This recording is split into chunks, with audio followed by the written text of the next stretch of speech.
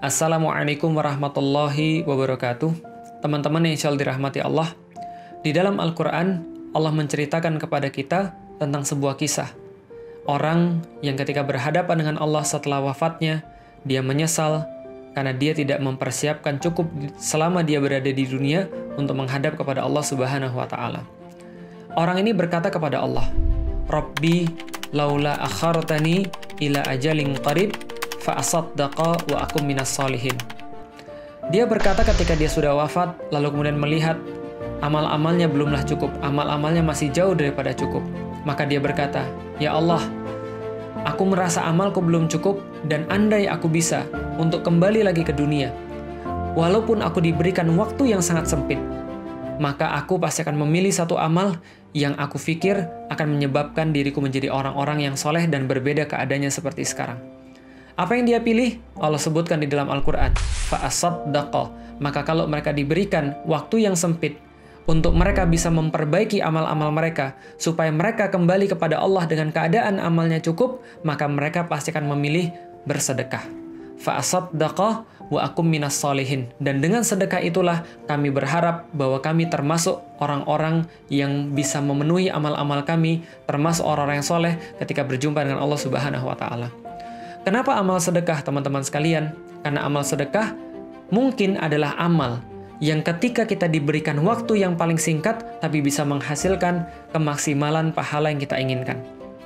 Andaikan kita bicara tentang puasa, maka puasa memerlukan waktu dari terbitnya matahari sampai dengan tenggelamnya matahari. Andai kita berbicara tentang jihad, maka jihad memerlukan persiapan.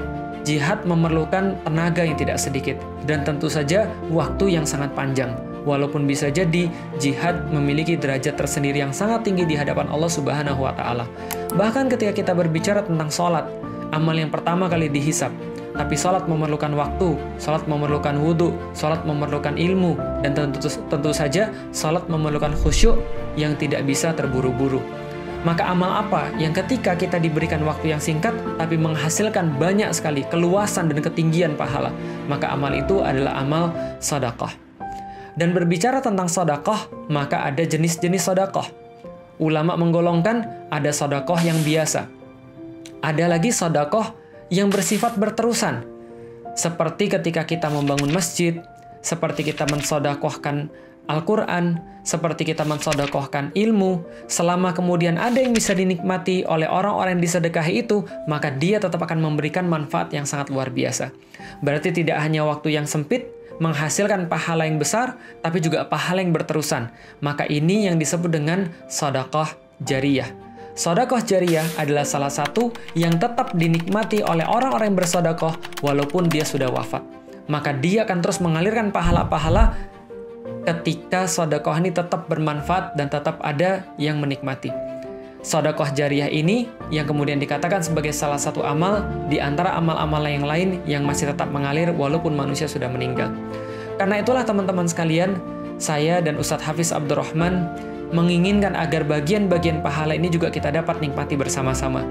Alhamdulillah kita sudah membentuk satu ma'had wakaf Syaraful Haramain, yang ma'had wakaf ini ditujukan buat para penghafal Al-Quran dan tentu saja untuk mengkader orang-orang agar bisa untuk berdakwah, melanjutkan perjuangan-perjuangan yang telah dititi oleh orang-orang sebelumnya.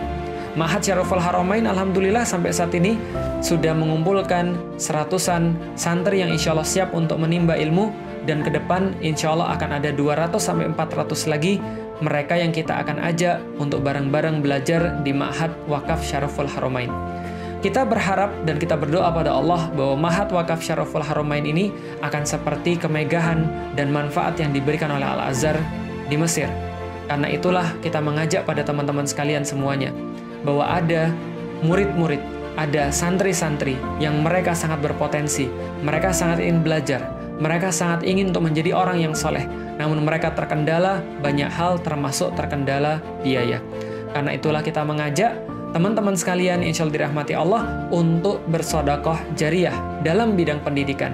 Satu orang untuk menanggung satu murid, bahkan satu orang bisa menanggung beberapa murid agar mereka bisa dibebaskan daripada biaya pendidikan ketika di Ma'had Wakaf Syaraful Haramain. Dan karena itu kita mengajak semua daripada teman-teman sekalian untuk berdonasi, untuk bersedekah jariah, pembangunan Ma'had Wakaf Syaraful Haramain, dan juga untuk menanggung anak-anak ini agar mereka bisa merasakan pendidikan walaupun mereka memiliki keterbatasan-keterbatasan. Dan terutama pada 10 hari terakhir di bulan Ramadan, bulan yang sangat mulia, bulan terbaik di mana kita bersedekah, karena Rasulullah mengajarkan bahwa beliau lebih pemurah pada bulan-bulan Ramadan. Dan ketika di bulan Ramadan ini terdapat 10 hari terakhir yang di dalamnya ada malam yang lebih mulia daripada 1000 bulan. Lebih daripada 1000 bulan, maka disitulah amal-amal kita harus dimaksimalkan. Maka kita mengajak kepada teman-teman sekalian juga untuk berdonasi, bersedekah jariah di bulan yang penuh dengan kemuliaan, di 10 malam yang terakhir, memaksimalkan dengan wakaf Lailatul Qadar. Kita mencari Lailatul Qadar, salah satunya adalah dengan menginvestasikan harta-harta kita dalam waktu-waktu yang sempit, berkreatif diri untuk mencari kemaksimalan pahala. Maka dalam waktu yang sempit, bukan hanya menghasilkan pahala yang banyak, tapi dilipat-lipatkan keberkahannya oleh malam yang penuh berkah di 10 malam yang terakhir ini. Yuk kita bareng-bareng bersedekah, berdonasi, membantu santri-santri yang kelak nanti akan bersekolah di Ma'had Syaraful Haramain, membantu santri-santri untuk mendapatkan pendidikannya, dan dengan itu kita menolong diri kita sendiri, sehingga mudah-mudahan ketika kita berjumpa dengan Allah Subhanahu wa Ta'ala di suatu saat yang tidak ada keraguan di dalamnya, maka kita termasuk orang-orang yang memaksimalkan amal-amal kita di waktu yang sempit untuk mendapatkan keluasan dan kemaksimalan pahala. Assalamualaikum warahmatullahi wabarakatuh.